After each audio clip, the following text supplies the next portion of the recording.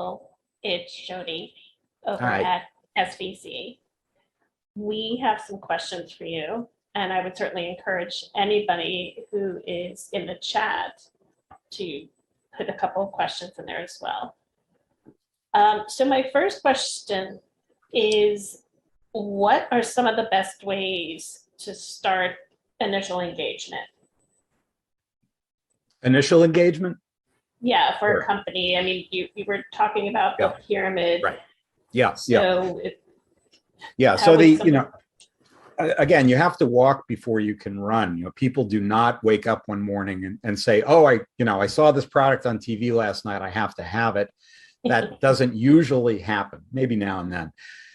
So what that means is that you want to start it at that, lower level of that pyramid that I put up. In other words, perhaps focusing on sensory inputs where you want to create that initial awareness by engaging people's senses. And when you do that, so perhaps you might use arresting visuals, obviously, and there are tricks. I'm not by any means someone who can create ad executions. I admire those people quite a bit, but there are some very simple things, just contrast, for example, being different than everything around you.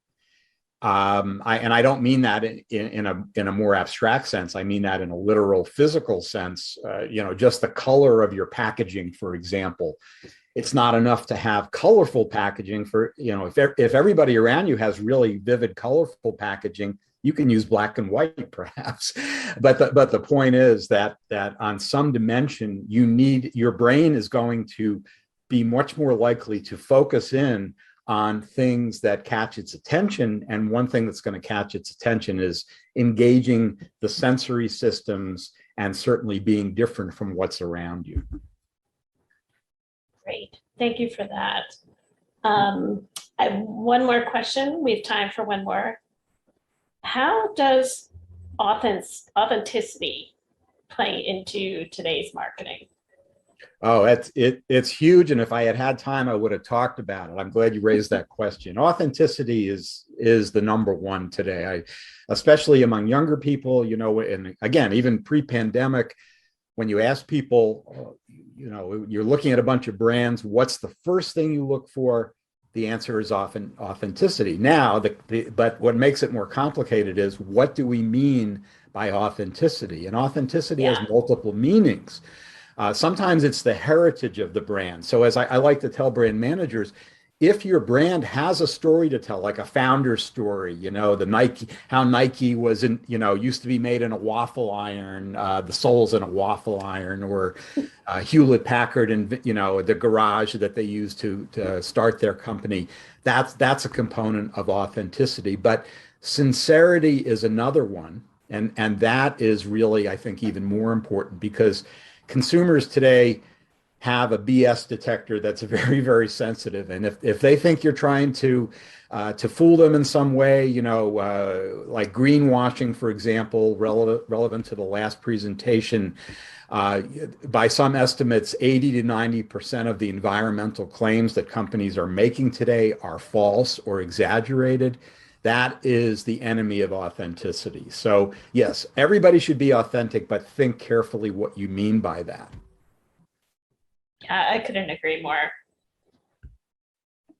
Actually, I think we have time for one more. How does a company achieve resonance? Well, there are many different paths to resonance. Some of them have to do with individual factors, to the extent to which the brand says something about me. Some have to do with cultural factors, the extent to which the brand allows me to identify with a broad cultural movement. So in that case, let's say, I'm not working on commission here, but I'll give a plug to Lululemon.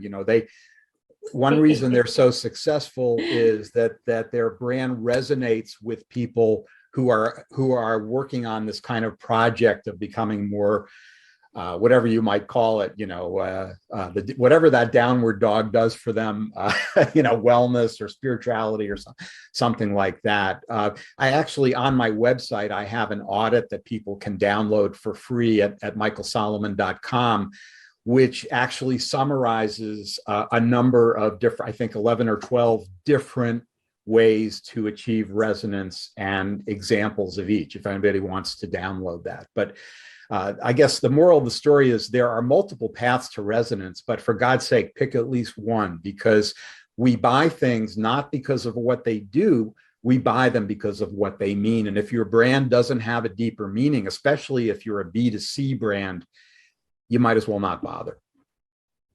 I agree. Being the mother of a big Lululemon fan, I get it. Okay, well, thank you so much, Michael. That was great information. And you have great free information that you're offering. So everybody out there, grab it. It's good stuff.